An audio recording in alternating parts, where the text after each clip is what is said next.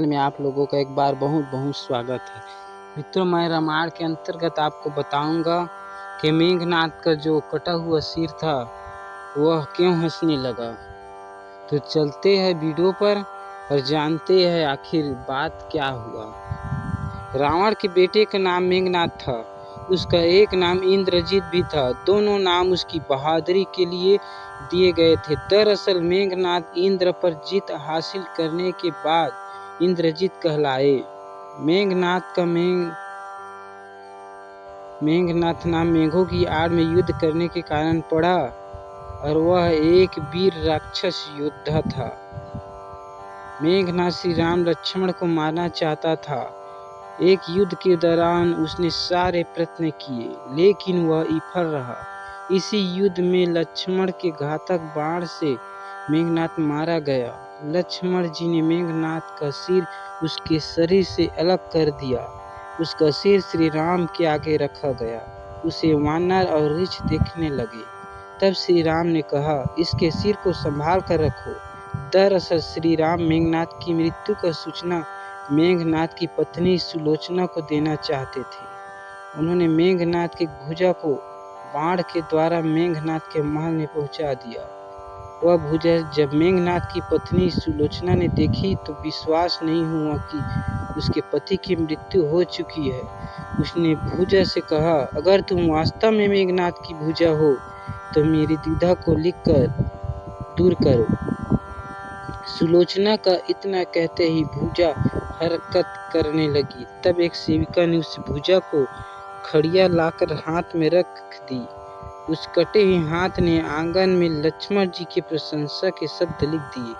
अब सुलोचना को विश्वास हो गया कि युद्ध में उसका पति मारा गया है। सुलोचना इस समाचार को सुनकर रोने लगी। फिर वह रथ में बैठकर रावण से मिलने चल पड़ी। रावण को सुलोचना ने मेघनाद का कटा हुआ हाथ दिखाया और अपने पति का सिर मांगा। सुलोचना रावण से बोली कि अब मैं एक पल भी जीवित रहना नहीं चाहती, पति के साथ ही सती होना चाहती हूँ। तब रावण ने कहा, पुत्री 4 घड़ी प्रतीक्षा करो, मैं मेघनाद का सिर शत्रु के सिर के साथ लेकर आता हूँ।